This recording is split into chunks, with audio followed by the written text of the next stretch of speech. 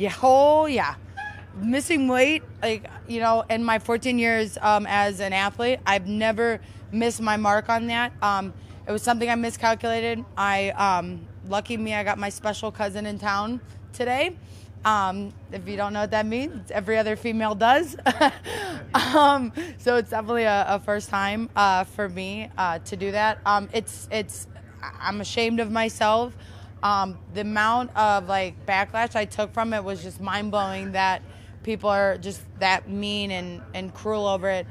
But one of my friends said to me, they go, "Hey Jessica, they pay to make weight. That's why they take a part of your show money, right? So the fighting is the fun part. So, they pay us to make weight, and, I missed my mark, and I had to pay her some money, and I'm sorry to her. I'm sorry to all my fans and all the people. It won't happen again. It's not like this is something that, is a continuous problem with me. But, yes, I had to. When I got dropped off today, my coach was like, "Jessica, let it go." I couldn't even smile. Everybody was at dinner at my house, and we had all these great things. I had Pink Box Donuts sent me stuff, and I felt so ashamed to eat and enjoy myself. It was really embarrassing. So yeah, it's not something I like to do. I don't like to feel shameful in front of the world. Was it your second cousin, or what was the reason why you missed weight? I'm a female. I have a period.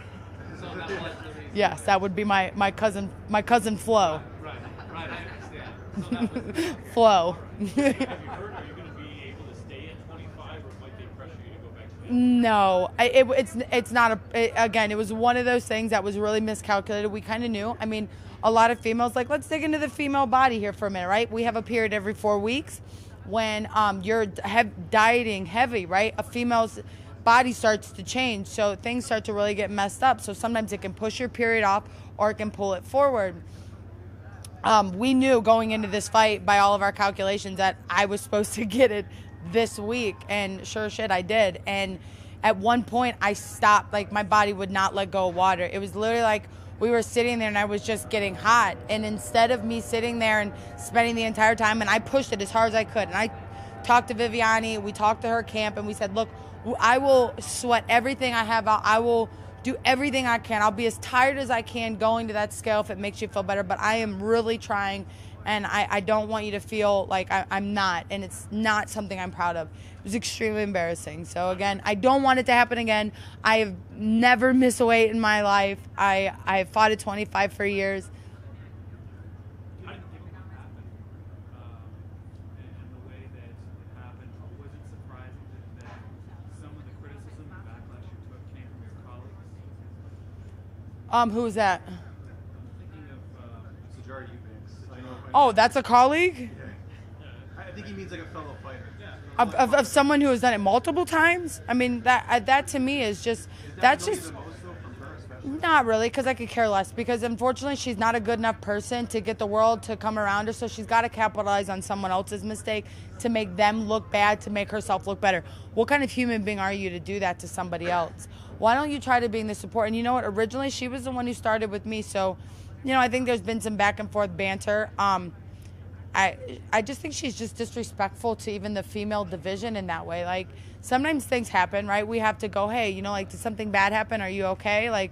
Let's make sure, Jess has never done that. But if someone kept doing it, at what point do you say, hey, you keep doing this? It's obviously not a mistake. So I could care less about that, and some other people really came through with support, and I look back and I think of girls like Cynthia and, who had problems, and you guys don't know what goes through our camps. We hide everything from you guys until post-fight to tell you, and tell you at the last minute. So, I mean, it's just our nature, right? It's how fighters are. We're going to keep it as hidden as we can until the last minute and then tell you why things didn't really seem as perfect as they should have been. You won the fight. I mean, can you even enjoy this? We're talking about this instead of, you getting a win as an underdog yet again. Yeah, I think I need to just keep staying the underdog. It's always been something I've really capitalized the most on. We knew Viviani was really, really great. I knew that she had fought. It was so crazy because she fought on my the day after my birthday, just against Alexis Davis, and I said that. So it was after me in the Valentina fight. I go, they're gonna make me fight the winner of that. And I lost a split decision to Alexis Davis at 35. It just made sense, the way the division was growing and people who had fought each other. I just had a feeling that was going to happen. And they originally offered the fight in October. Going into the Valentina fight, I talked talked about it.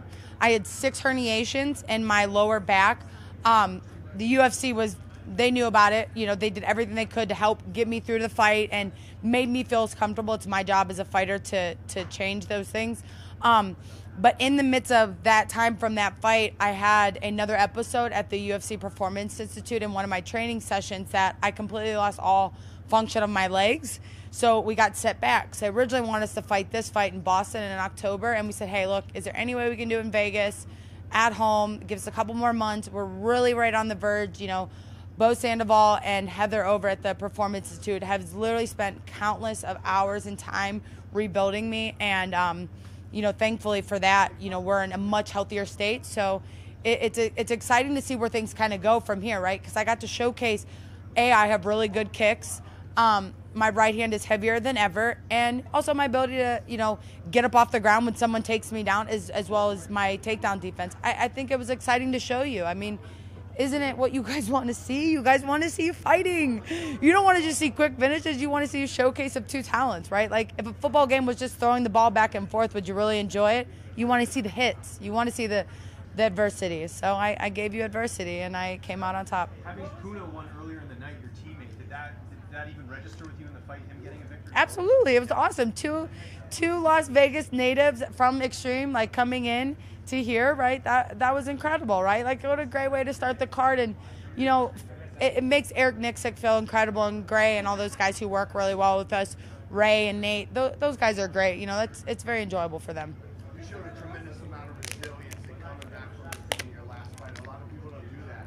How were you able to dust yourself off and get back on the grind? If there's anything I can do with my ability to have a microphone in this world is to teach people things, you know, teach them something about themselves as well as teaching myself. But being resilient is not what our society is about anymore. It's about beating people down, or, hey, how can we capitalize on saying the worst possible thing about it? The only way that I could feel that I could really be a change in the world, as well as in myself, is by doing the things I didn't want to do. So even on days that I felt like absolute crap, I was like, hey, make that post, make that positive post, show people how strong you are. And there was somebody once said to me, how did you become strong, Jess? And I said, well, I just faked it. And then one day I just realized I was strong because every single day I told myself I'm strong and I'm badass. The other thing is, when somebody's coming back on the feet like that, we've seen people come in there and a lot of it safe, a little bit careful. You did not do that. I feel that was the X factor. You came out and you fought really tough. Yeah, we've been really learning how to, like, pop ourselves into 6th gear and really, like, push the pressure and just utilize that. I'm a slow starter. I've never been a great first-round fighter. I always kind of, like, feel it out and feel myself out. That's even kind of how I spar.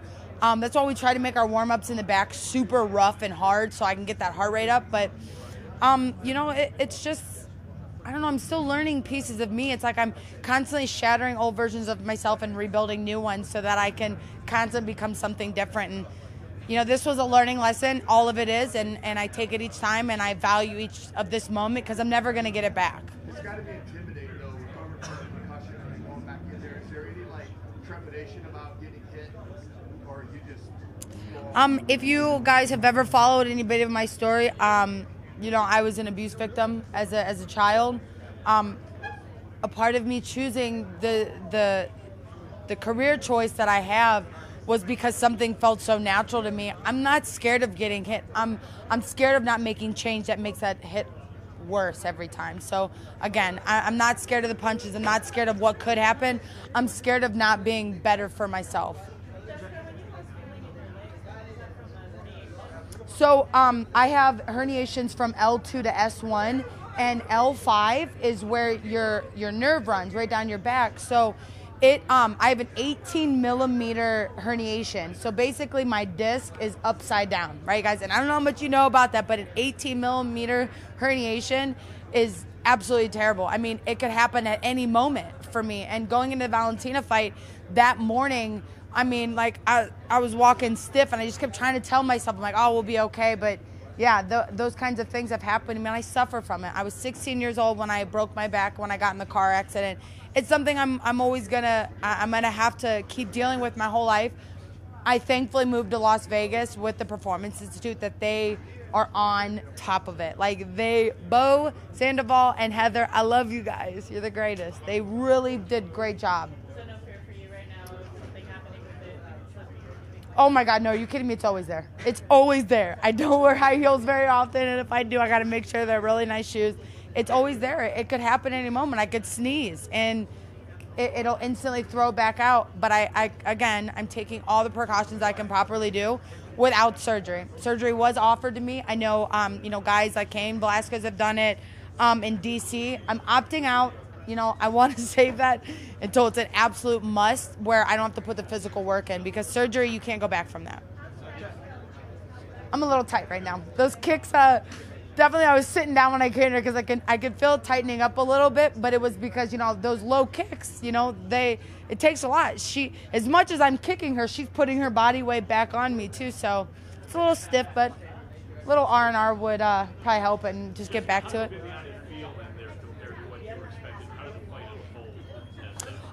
She did great. She got me a couple times. She did good. She got me.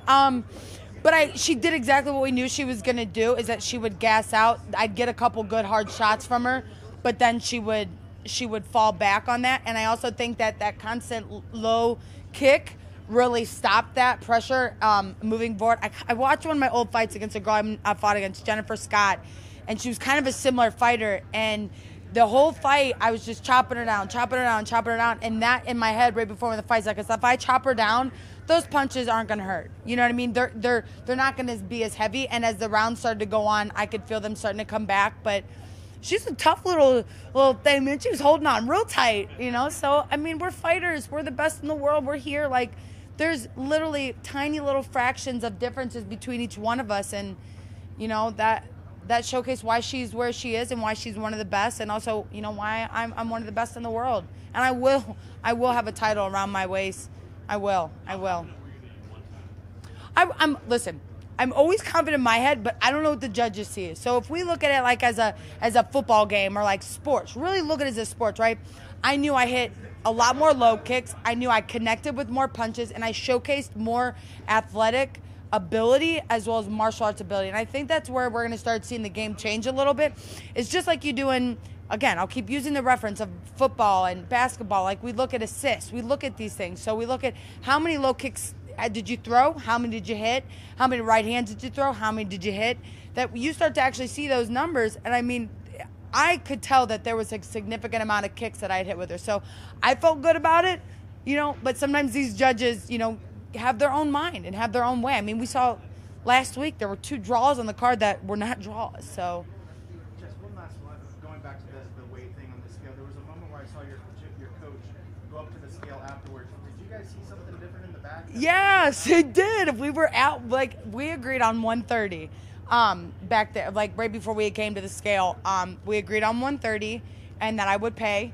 And then we get out there and we're like, first they're like, I asked them, I said, should I declothe? Should I hoop? And they were like, well, no, you should be fine. Then I was like, are you sure? So I was like, we'll just do it just in case. I could be 29, save myself 10%.